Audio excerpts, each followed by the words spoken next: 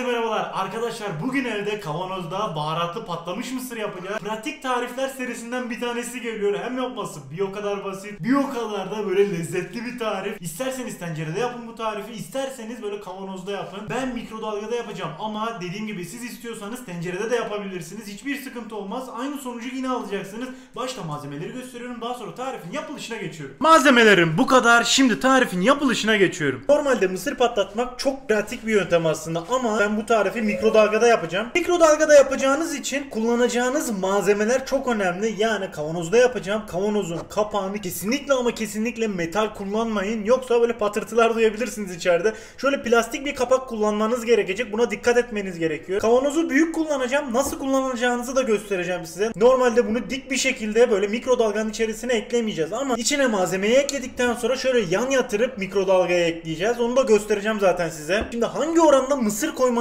gerekiyor onu da söyleyeyim size. Bu da çok önemli. Eğer mısırı böyle fazla koyarsanız bu sefer piştikten sonra, çünkü bunu ağzını kapatacağımız için böyle fazla sıkışacak ve bu da istemediğimiz bir sonuç. Mısırlarınız küçük kalacak. Bu da istemediğimiz bir şey. Şimdi olması gereken ayarı size gösteriyorum. Başta içerisine mısırlarımı ekliyorum.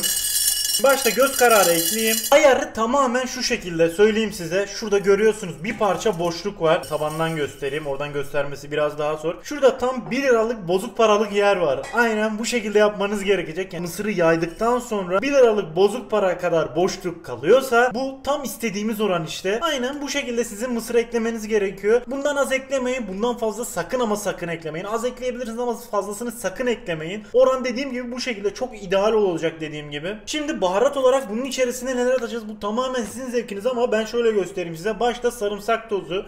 Sarımsak tozundan bir parça ekliyorum. Şöyle ortalama yarım çay kaşığı kadar ekledim. Şöyle elimde kajun baharatı var. Kajun baharatından da böyle yarım çay kaşığı kadar ekleyeceğim. Ben pişirdikten sonra da üzerine kajun baharatı eklemeyi düşünüyorum. Daha da lezzetli olacak bu şekilde. Şöyle soğan tozum var. Soğan tozundan da aynı oranda ekliyorum. Yani yarım çay kaşığı kadar. Karabiberim var. Karabiberden de aynı oranda ekliyorum. Yine yarım çay kaşığı kadar. Şöyle elimde toz biber var. Bundan da aynı oranda ekliyorum. Yarım çay kaşığı kadar. Şöyle tutayım. Evet. Bu kadar yeterli. 2 yemek kaşığı kadar da sıvı yağ ekliyorum. Şöyle tutuyorum. Şöyle 2 yemek kaşığı kadar sıvı yağ ekledim. Şöyle kaya tuzu ekliyorum içerisine. Tuz oranı tamamen isteğe bağlı. Az veya çok ekleyebilirsiniz. Bu kadar benim için yeterli. Şimdi de bunu iyice karıştırıyorum. Tüm baharatın böyle her tarafa eşit bir şekilde yayılmasını sağlayın. Bir yanda sıvı yağ, diğer yanda baharatlar, diğer yanda da mısırlar böyle iç içe girmesi lazım. Böyle bir 30 saniye 40 saniye kadar bunu karıştırın. Şimdi diğer püf noktasına geliyorum. Şöyle tutuyorum. Kapağını kapatıyorum.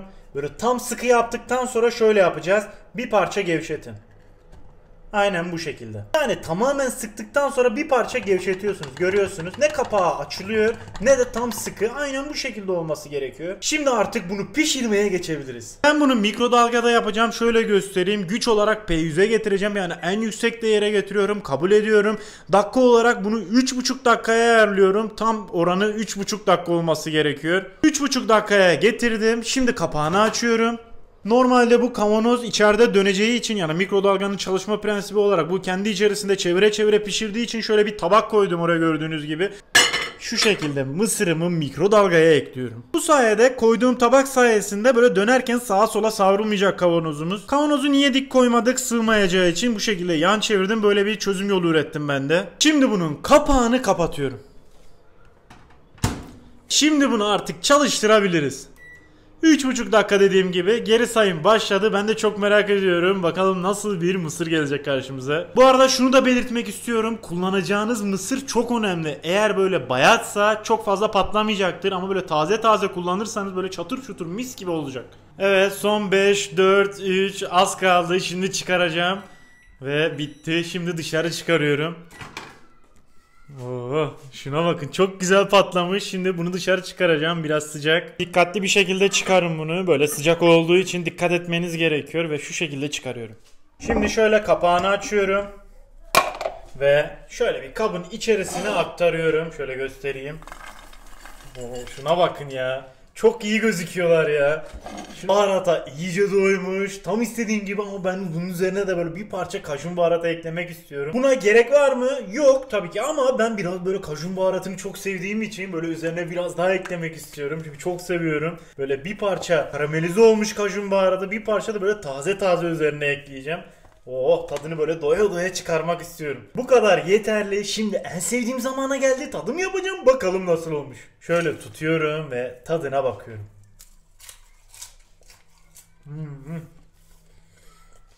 Çıtır çıtır mis gibi.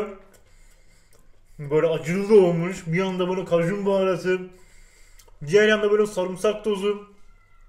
Böyle cipsle mısır arasında efsane bir şey olmuş bu ya. Çok iyi. Şöyle devam edeyim.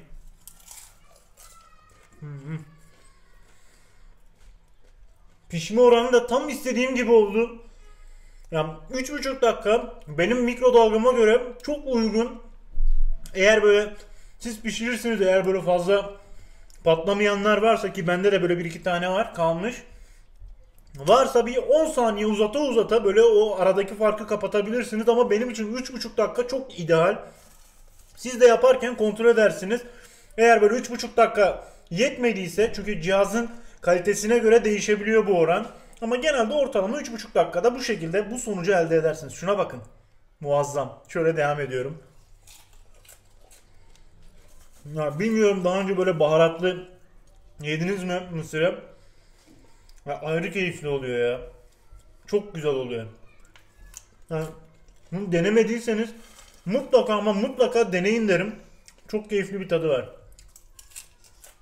Bunu mikrodalgam yok diyorsan aynı şekilde tencereye eklersin. Tencerede de yapabilirsin. Aynı baharatları aynı yöntemle yaparsın. Patladığı zaman zaten sonuç tamamdır. Şimdi ben videoyu sonlandırıyorum. Mısırımı yemeye devam ediyorum. Herkese afiyet olsun.